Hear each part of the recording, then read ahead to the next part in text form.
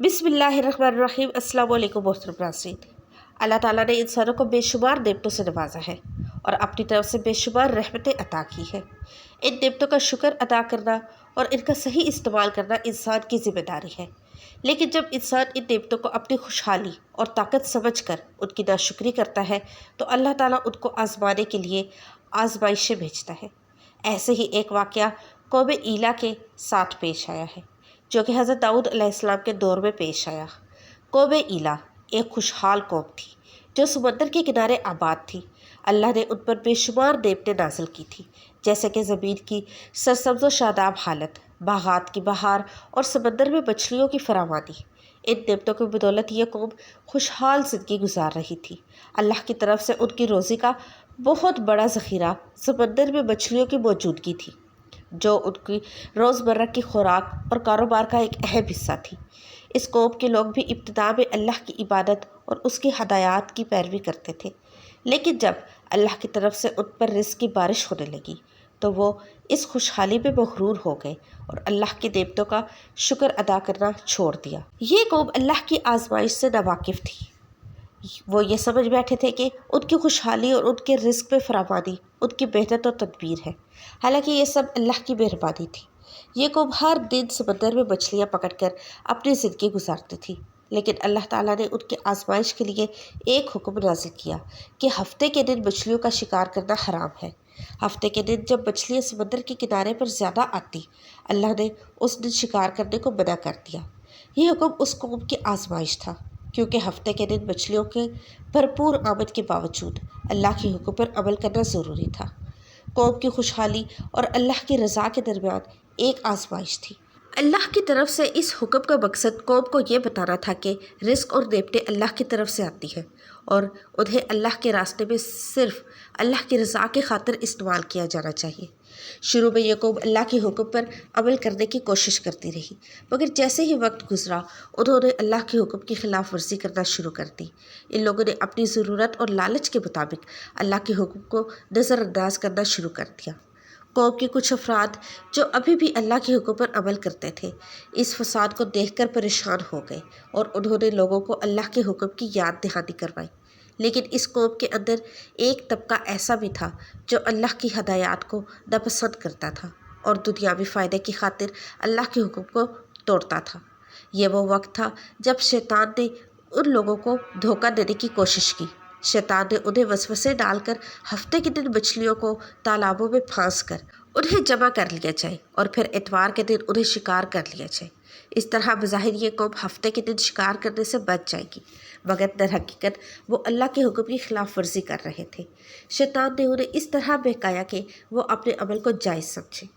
इस नई तदबीर को अपनाने के बाद कौम के एक हिस्से ने इस अमल को कबूल किया और शिकार करने लगे, जबकि कुछ लोगों ने इस चालबाजी को नापसंद किया और इसके ख़िलाफ़ आवाज़ उठाई। जो लोग अल्लाह के हुक्म की खिलाफ वर्जी कर रहे थे, वो दीगर लोगों को भी इसमें शामिल करने की कोशिश करते रहे और उनके साथ वो खामोश लोग भी थे जो जानते थे कि ये अमल गलत है, लेकिन इसके बावजूद भी उन्होंने कुछ नहीं किया। हज़रत दाऊद अलैहिस्सलाम ने अल्लाह के हुक्म की पैरवी करने वालों को नसीहत की और उन लोगों को भी समझाया जो अल्लाह के हुक्म की खिलाफ वर्जी कर रहे थे, मगर वो अपनी ज़िद पर कायम रहे। हज़रत दाऊद अलैहिस्सलाम ने अल्लाह के अज़ाब से डरा कर उन लोगों को रोका, मगर ये लोग बाज ना आए और अपने गुनाहों में मुब्तला रहे। ये वो वक्त था जब अल्लाह की तरफ से उस कौम पर अज़ाब नाजिल होने का फ़ैसला हुआ। हज़रत दाऊद अलैहिस्सलाम ने उन लोगों पर लानत भेजी और अल्लाह ताला ने उन नाफरमानों को बंदर बना दिया, जिसके बाद उन लोगों का अंजाम सामने आ गया। जब कौम ईला ने अल्लाह के हुक्म की खिलाफ वर्जी करना शुरू कर दी तो ये एक अहम मरहला था जहाँ अल्लाह की आजमाइश और शैतान का वसवसा ज़ाहिर हुआ। कौम ने जो तदबीर इख्तियार की उसमें शैतान की फ़रेबकारी नुमायाँ थी। अल्लाह के हुक्म को ठुकराने के बाद शैतान ने उन्हें धोखा दिया कि वो दरअसल कोई गलत अमल नहीं कर रहे, क्योंकि वो हफ्ते के दिन मछलियों को जमा करके सिर्फ एतवार के दिन शिकार करते हैं। शैतान ने उनके दिलों में ये बात डाली कि ये अमल जायज़ है, क्योंकि मछलियों को समंदर में से निकाल कर उन तालाबों में डाला जाता है और वो सिर्फ एक हीला इस्तेमाल कर रहे हैं। یہ وسوسہ اس لیے تھا تاکہ لوگ اللہ کے حکم کو توڑنے میں کامیاب ہو سکیں۔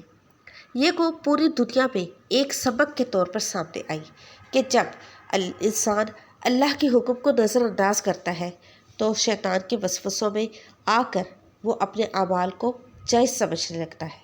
یہ عمل دراصل اللہ کے حکم سے انحراف تھا اور قوم ایلا نے اس پر عمل کرنا شروع کر دیا۔ شہر کی ایک بڑی تعداد نے اس منصوبے کو قبول کیا، جبکہ کچھ لوگوں اس چال بازی کو غلط سمجھتے ہوئے اس سے دور رہے۔ ان لوگوں نے اللہ کے حکم کو برحق جانا، مگر وہ اس کمیونٹی کے باقی افراد کے سامنے بے بس تھے جو اس دھوکہ دہی میں شریک ہو گئے تھے۔ ان لوگوں میں وہ بھی شامل تھے جو دل سے جانتے تھے کہ یہ غلط ہے لیکن زبان سے اس پر اعتراض نہ کرتے تھے۔ اس خاموشی نے اس قوم کو مزید تباہی کی طرف ڈھکیل دیا۔ جو لوگ اس عمل کو اپنانے میں شامل ہوئے ان کی غلطی یہ تھی کہ انہوں نے اللہ کے حکم کو ٹالنے کی کوشش کی اور اپنی خواہشات کو اللہ کے راستے سے زیادہ ترجیح دی۔ یہ عمل ان کی ایمان کی کمزوری کو ظاہر کرتا تھا اور اس نے قوم میں مزید انتشار پیدا کیا۔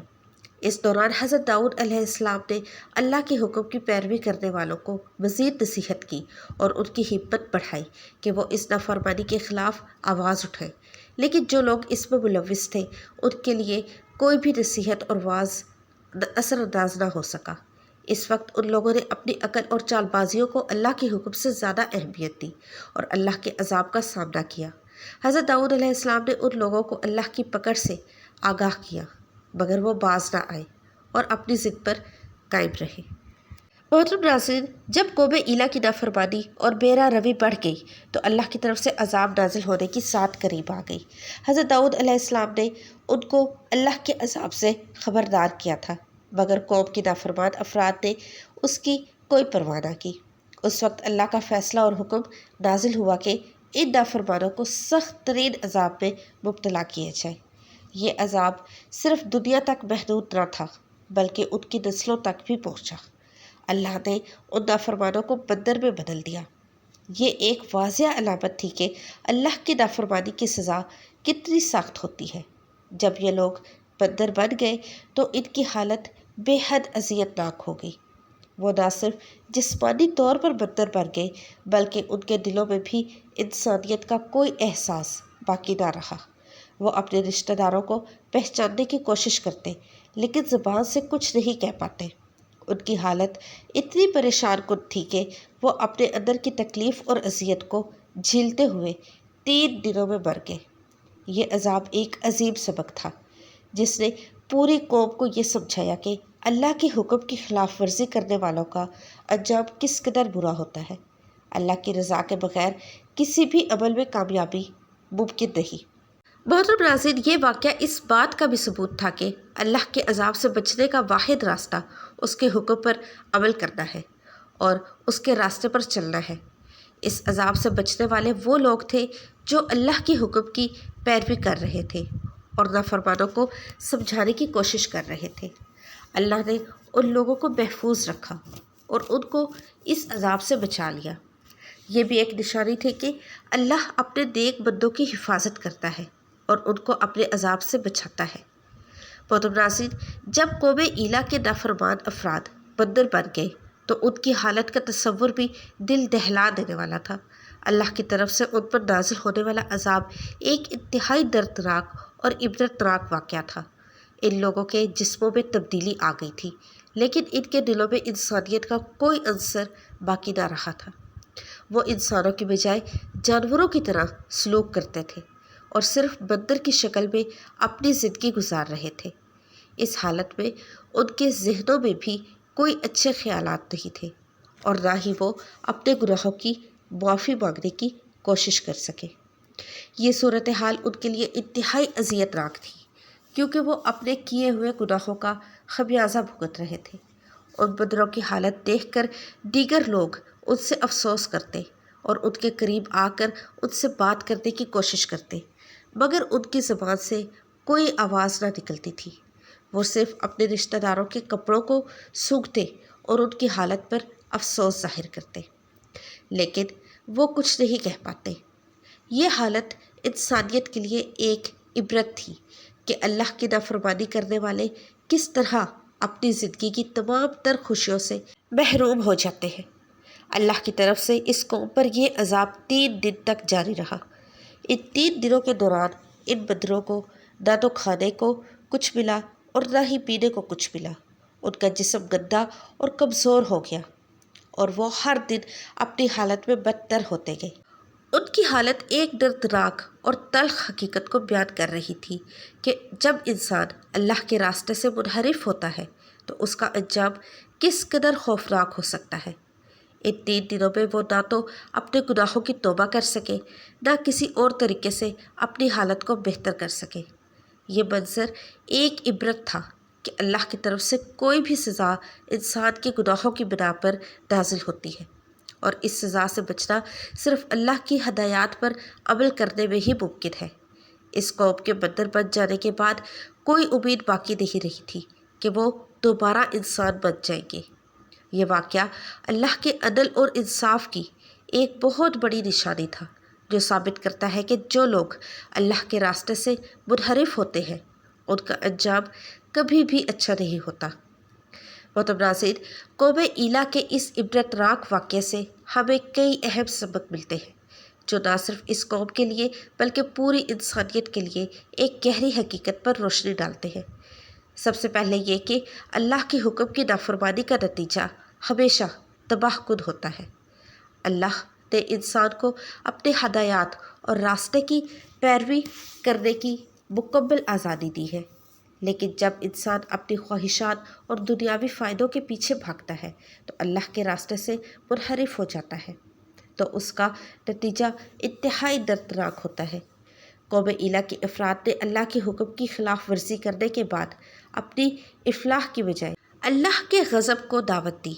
उन्होंने अपनी ख्वाहिशात को, मफादात को तरजीह दी और उसके नतीजे में अल्लाह ने उन्हें इस तरह की सज़ा दी कि न सिर्फ उनकी ज़िंदगी तबाह हुई बल्कि उनकी नस्ल भी सफ़ाए हस्ती से मिट गई। इस वाक़े में जो सबसे अहम बात सामने आती है वो ये है कि अल्लाह की हदायत और उसके रास्ते को नज़रअंदाज करना कभी भी इंसान के फ़ायदे में नहीं होता। मोहतरम नाज़रीन, इस वाक़े से हमें ये सबक भी मिलता है कि अल्लाह अपने नेक बंदों की हिफाजत करता है और उनके लिए अपनी रज़ा की राह हमवार करता है। हज़रत दाऊद अलैहिस्सलाम और उनके पैरोकारों ने अल्लाह की रज़ा और उसके रास्ते को इख्तियार किया और अल्लाह ने उन्हें इस अज़ाब से बचा लिया। जो लोग अल्लाह के हुक्म की पैरवी कर रहे थे उनको इस सज़ा से बचाया गया और अल्लाह की तरफ से उनकी हिम्मत और हौसला अफजाई की गई। मोहतरम नाज़रीन, ये वाक़या इस बात का भी खमास है कि जब इंसान अल्लाह की हदायत के मुताबिक ज़िंदगी गुजारे तो अल्लाह उसे हर इम्तिहान में कामयाब करता है। कौम ईला के इस वाक़े से ये भी ज़ाहिर होता है कि अल्लाह के रास्ते पर चलना ही इंसान की फलाह का वाहिद ज़रिया है। अगर इंसान अल्लाह की रज़ा के लिए अमल करेगा तो ना सिर्फ उसकी दुनिया बेहतर होगी बल्कि आखिरत में भी वो कामयाब होगा।